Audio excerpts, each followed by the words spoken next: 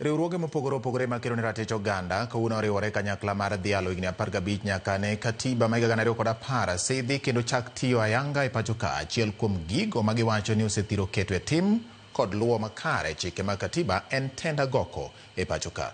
Jafumbo marwa Nyakidi nigi ler. Ne en wer, miel kod pamo e kinde ma riwruoge mopogore opogore makedo ne ratich oganda noromo kanyachiel madhialo higni 15 mar Katiba manosidha ayanga higa 2010. Nyasi mabende noriwo nyaka rawere. E kinde twak margi, ogai machon mar doho David Maraga nowacho ni kata obedo ni piny Kenya en achiel kuom mago manigi katiba makare, jotelo duoko Kenya chien wira ni chike mag katiba ok luw kaka owinjore. We have a very good constitution, one of the best in the world.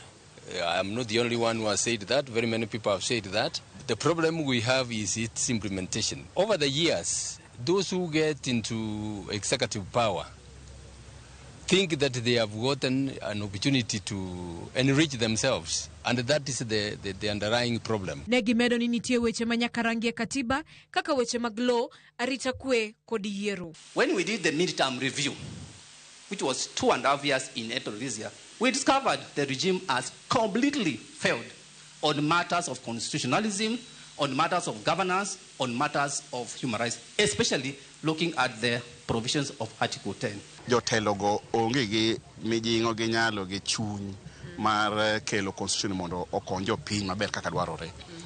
Waseneno chakre obed ker Uhuru Kenyatta, obed Ruto, kata mana jotelo mamoko gi ka gitimo mang'eny madhi mopogore gi kaka katiba dwaro.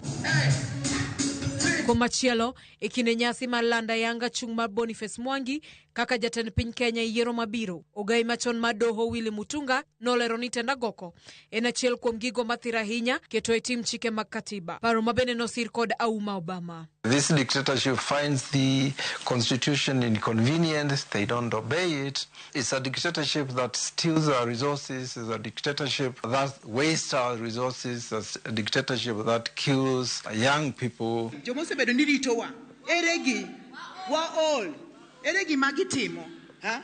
Jodongo mang'engo, eregi magitimo. Pile iwuondowa, giriaso, they are deceiving us. E kaunti ma Mombasa, moko kuom rawere manie riwruoge makedo ne ratich oganda ne okoni en midhiero ni jotend piny owacho ema sani wuok oko mar rocho chike manie katiba. Karanyisi en kaka ne orakruok gi rawere manie ng'anyo. The government in place, they are not ready to implement, but they are ready to amend the constitution. We cannot amend something yenye ijafanya kazi. Hatujaona watu wakitekeleza katiba. Nyakidi, Ramogi TV.